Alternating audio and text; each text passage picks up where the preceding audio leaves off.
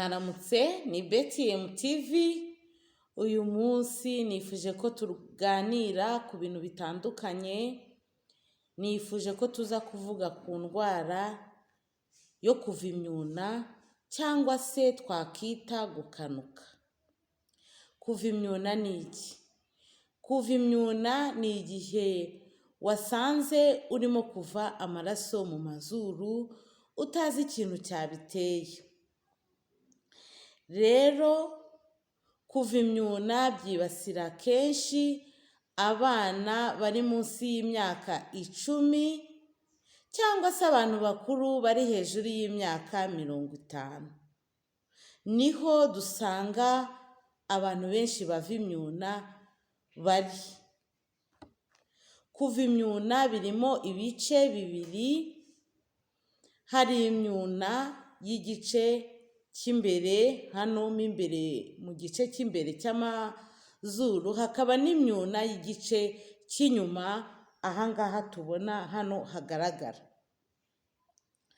Iyo myuna iratandukanye kuko usanga imyuna y'igice cyo mo imbere, inzira z'ubuhumekero zihishemo imbere, atari myiza, ariko ugasanga ino myuna iri hafi ku gice cy'inyuma yo nta kintu kinini cyane itwaye, nubwo n'atari myiza, ariko yo ushobora kuba wabasha kwirwanaho uri mu rugo, ikabasha kuba yakoroha. Ni ibihe bintu rero bidutera kuva imyuna muri rusange? Tugiye kurebera hamwe ibintu bishaka kudutera kuva imyuna muri rusange. Harimo gukomereka. Tuvuga uri mu kabari, wenda umuntu agukubise urushyi, ako kanya ukabona uvuye imyuna, cyangwa se wikubise hasi, wenda hari nk'ikinyabiziga runaka wari utwaye ukava imyuna, ugakomereka muri rusange, cyangwa se ukaba wagusha nyine umutwe ukumva yuko ukomeretse. Niyo mpamvu iyo uvuye imyuna ugomba kumenya ni iki cyabinteye. Hari igihe ushaka kuba nk'ikintu cyakugiye mu zuru, wenda nk'abana bato bajya bashyiramo ibishyimbo cyangwa se ibiti bikabicamo. Ibyo byose bishaka kugutera kuva imyuna. Hari ibintu byinshi bitandukanye, wenda tuvuge hari nk'imiti ubaho yo kwa muganga, nk'abantu bagira umuvuduko w'amaraso uri hejuru, wazamutse cyane nawe wagutera kuva imyuna. Cyangwa hari n'imiti yo kwa muganga yoroshya amaraso kugira ngo amaraso yo kuvura nka aspirin, za Clexane, za warfarin. Iyo miti waba uyibaho nayo kuko iba yoroheje amaraso, ikaba yagutera kuva imyuna. Kandi ikindi gishaka kugutera kuva imyuna, hari nk'abantu bakoresha ibiyobyabwenge, banywa imiti y'ibiyobyabwenge cyangwa se bakanywa ibintu biyobya ubwenge muri rusange, nabo akenshi usanga bakunze kugira imyuna cyangwa se bakava imyuna. Niyo mpamvu ibyo bintu byose iyo uvuye imyuna wibaza, ese niki cyayinteye? Ese nakomeretse? Ese nanyweye ibiyobyabwenge? Ese ndi kuyihe miti? Kuko akenshi imiti uba uriho hari igihe muganga aba yarakubwiye ikimara. Ese umwana wanjye nta kintu cyamwishe wenda mu zuru, cyangwa nta kintu yashyize mu zuru? Ibyo byose ugomba kubimenya. Hari n'igihe ushobora gusanga inzira zawe z'ubuhumekero zidakoze nk'inzira z'abandi bantu zisanzwe, ugasanga nyine hadakoze uko abandi bantu basanzwe haba hakoze. Harimo icyo twakita malformation, anatomy malformation. Icyo gihe ukamenya ngo nabyo byagutera kuva imyuna. Ushobora no kuba wenda se ari mu gihe uzi neza ko yo haje ubushyuhe uva imyuna, cyangwa se haza ubukonje ukaba wava imyuna, cyangwa se wenda haza ukaba ufite ibicurane ukavuga ati iyo nagize ibicurane akenshi mva imyuna, ukamenya ngo iki gihe iki n'iki ndabizi neza ko mva imyuna. Icyo gihe cyagera ukavuga ati cyagiye kuko kirageze ndava imyuna. Ushobora no kuva imyuna bishobora no guterwa n'ibibyimba ushobora kuba ufite mu nzira z'ubuhumekero.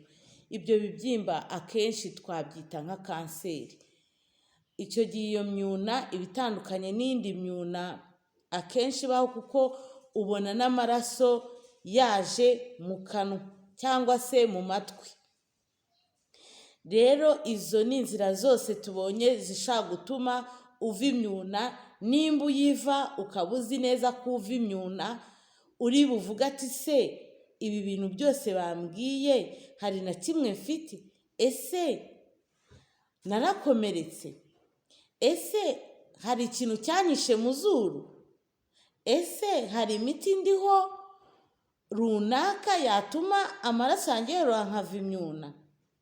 Ese hari imiti nahumetse wenda naciye ahantu bateye wenda imyaka cyangwa se mu mazu cyangwa iki ikaba yanteye kuva imyuna? Ese mu biyobyabwenge? Ibyo byose ukabyibaza. Ese naba ngeze muri cya gihe akenshi iyo ngezemo nkunda kurwara imyuna, wenda ngeze nk'ahantu hashyushye cyangwa hakonje cyangwa mu gihe runaka, cyangwa se hari ibindi bibazo bindi nagize byo kuva imyuna birimo imbere ntazi. Akenshi iyo myuna nayibabwiye ko ikunda kugaragarira uva amaraso mu mazuru, mu kanwa, mbese ahandi hantu hadasanzwe abandi batuwe bava imyuna. Nababwiye yuko imyuna irimo ibice bibiri, harimo igice cyo mo imbere n'igice cyo mo inyuma. Akenshi rero yari inyuma nibyo numva nakibandaho ngo twifashishe, ko hari igihe tuba turi mu ngo zacu, turi muri siporo se, turi mu isoko se, turi mu kabari, ukajya kubona ukabona mugenzi wavuye imyuna. Ni icyo umukorera, nibyo tugiye kurebera hamwe muri rusange ikintu umukorera kugira ngo abashe gusubira uko yari ameze. Ukimubona avuye imyuna uhita umubwira ati humura, ukamwicaza neza nk'uku nguku nicaye, akicara areba gutya asa nk'uzanye umutwe gutya imbere.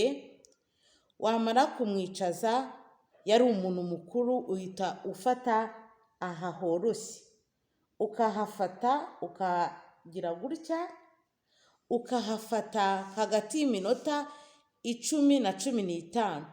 Yari umwana uhafata ku minota 5 ugenda ureba.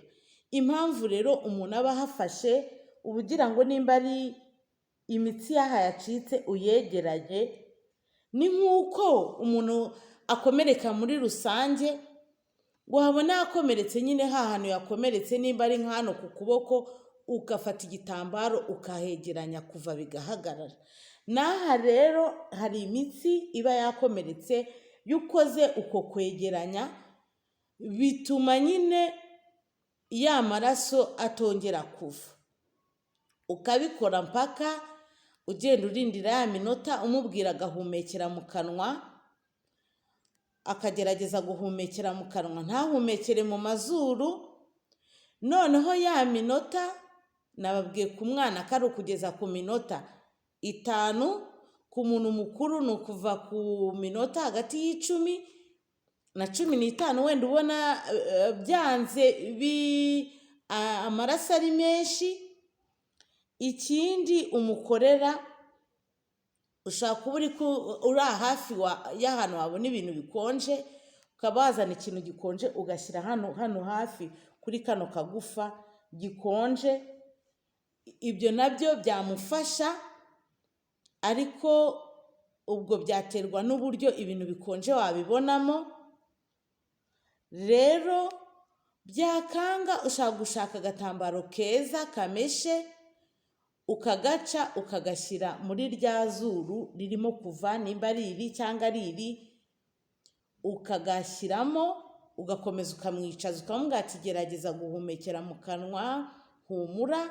Wabona byanze birenze ubushobozi bwawe cyangwa se ubwenge bwawe, ukamujyana kwa muganga, kuko niho bashaka kujya kurebamo imbere. Hari abadogita bize ibi bice, bakaba barebamo imbere bakamenya ngo uku kuva, uku gukanuka kurimo kuraterwa n'iki, bagashaka igisubizo, kuko hari ubundi buvuzi bwisumbuye ibi tumaze kubona bukorerwa kwa muganga.